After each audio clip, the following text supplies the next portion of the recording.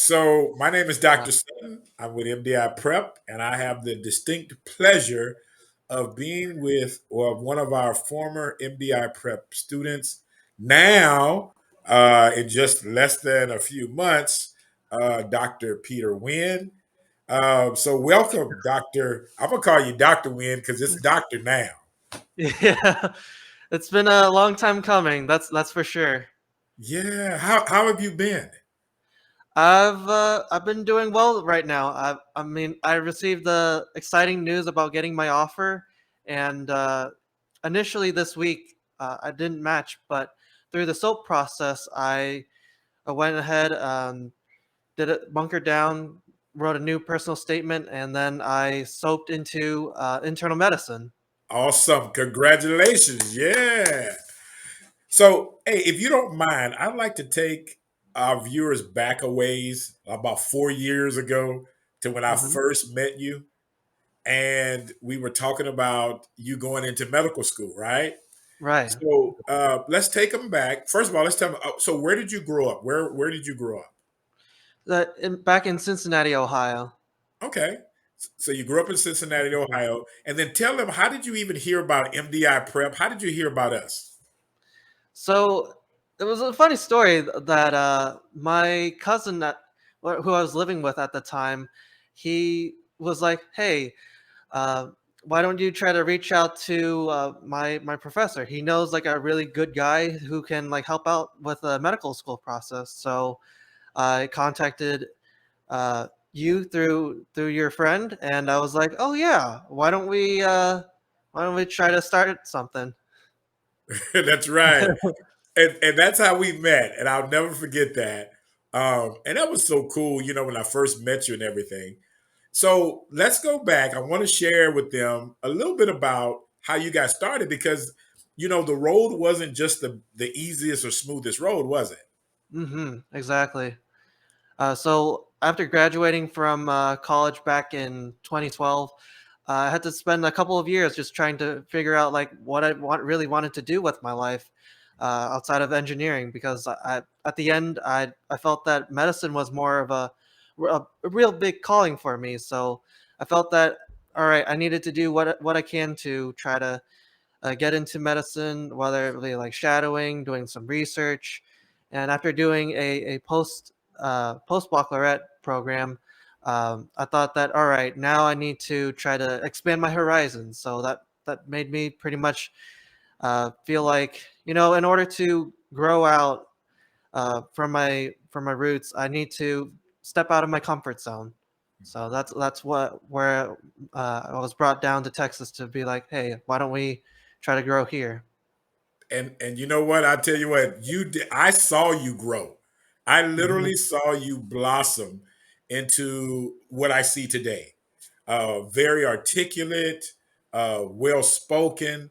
And if we go back a little bit, let's take them back. You remember one of the things that we did for your mock interview because we had to work on your interview skills, right? Oh, right, right. And tell, do you remember what we did to help you work on your interview skills? Yeah. So back when we were like doing a couple of exercises. One of them was just being able to sit down with a perfect stranger out in the middle of the Galleria Mall. I can still picture it like just to this very day where, oh yeah, just see like this other stranger and just have a nice conversation. Like uh, just approach in whatever way that you feel like comfortable with. And after like yeah, just having like a nice like one-on-one chat with this person.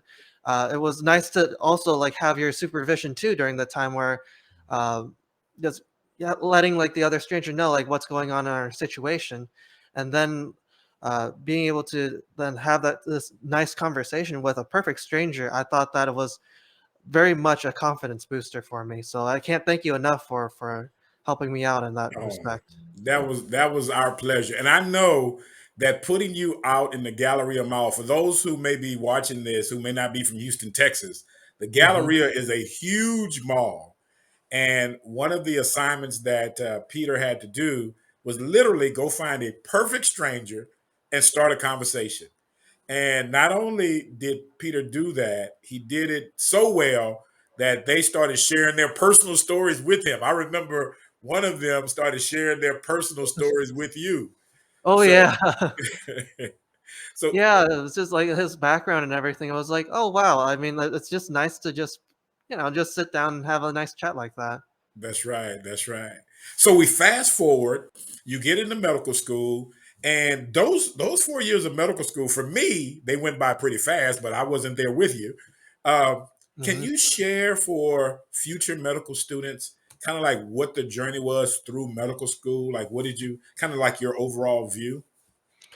So overall review, so like the way like medical school kind of breaks down, like just kind of starting with the basics, is the first 2 years is spent in preclinical years. So just basically learning uh, the foundational medicine, like what exactly was going on with the human body and how do we understand the pathologies that goes on. And then the last 2 years is all clinical based. So being able to practice along with the physicians and many different specialties from the internal medicine, family medicine, surgery, and so forth. So, uh, yeah, starting from like the first 2 years, it was pretty eye-opening to me. Like just meeting all sorts of different kinds of people Mhm. from various backgrounds who I felt that was very much a comforting feeling that.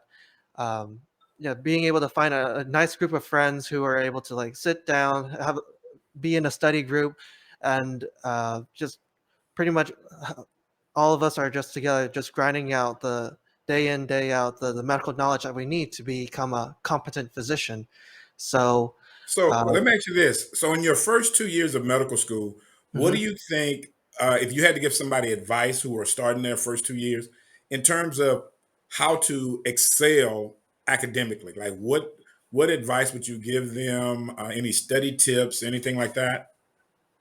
Yeah, the first 2 years, always find a good study buddy with you because I think no matter like where you are in life, just having that good one-on-one or even like one in a big group of people to just bounce ideas with was certainly one of the uh, biggest tools of success that I mustered.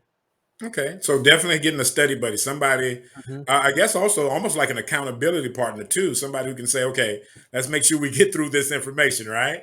Right, right. So Awesome.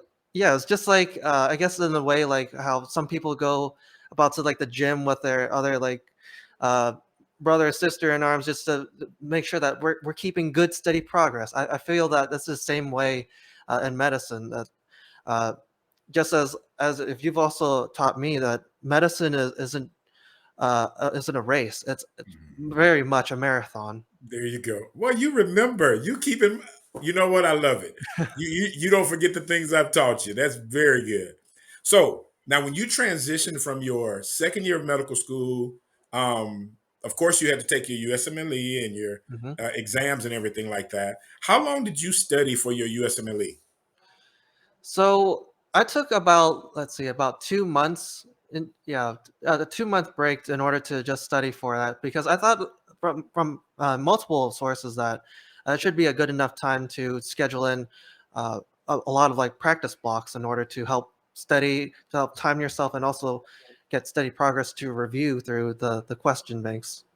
Okay, and which question banks did you use for the USMLE to study? UWorld. I used UWorld and a little bit of first aid question bank. Okay. Okay. So UWorld and First Aid were your main major resources for questions. Mhm. And then for content review, what did you use mainly for your content review?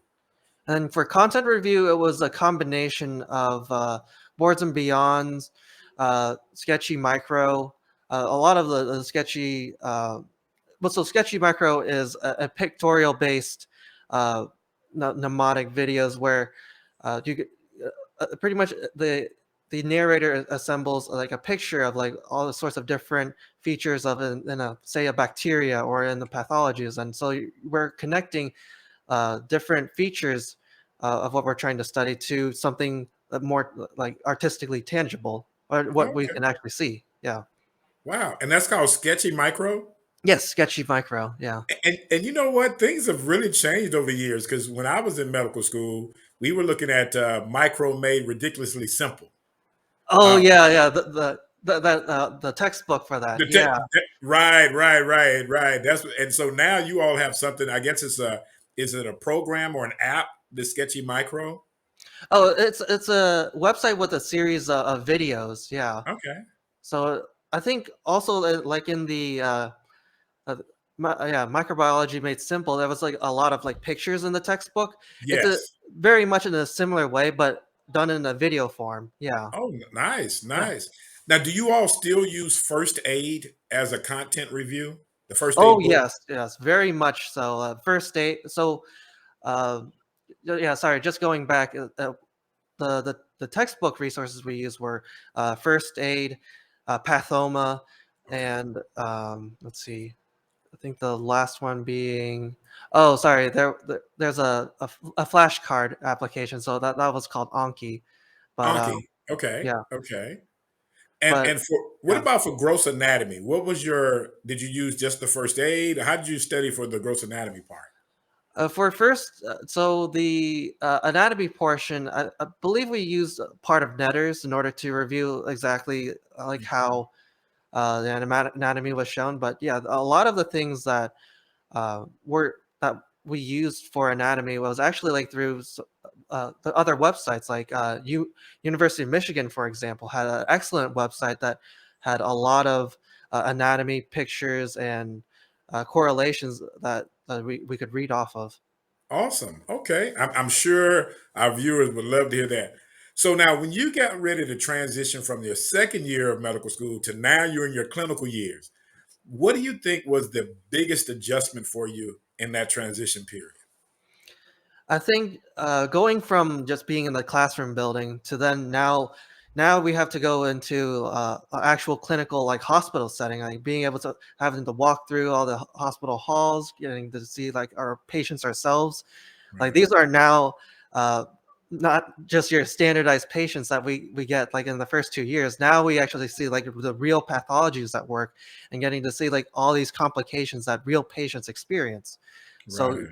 getting to that adjustment, I think, was at first like challenging, like a little bit of a shell shocker for just stepping outside from the classroom. But I realized that me, my fellow co-students, and then working with the residents and the attendings Mhm. at our hospitals was very much a very like that you were always felt that you were always surrounded by very supportive people around you. So that made the Absolutely. transition so much easier for me. Awesome, awesome. So sometimes I get these students to ask me just crazy questions, but one that's not too crazy that they often ask me is about relationships in medical school. Like, can they have a social life? Is Mhm. it possible? And I always tell them it's different for everybody. But I'd love to hear about you. How tell our audience a little bit about you and maybe were you able to juggle anything like that, or did you just focus on school? And tell us a little bit about that. So I guess I guess there's a common phrase of like working hard, you also play hard. I think Right, that it also applies to medical school too. Like, yes, there's dedicated hours, like especially in like preclinicals or in the clinicals of having to meet your patients, having to be in the hospital, and then studying involved. But I still find at the end of the day just time for myself and being able to connect with like my friends online. I know on Wednesdays, for instance, I still play a little thing called Dungeons and Dragons with my friends. So we just use a video application, just video chat, and kind of role play online, like how we can use like certain characters or on a virtual playing board, like how we can manipulate these characters to do role played actions. So I right, still feel like I'm still very much connected with my other friends, like from college or from school too. And yeah, just anything I could do right. on like the weekends. That is Yeah, still awesome. make the time for it. Well, I guarantee you were probably super excited to now get that that acceptance from Now, this is going back to Ohio because you're from Hmm. Ohio. How far is Yes. this from where you grew up?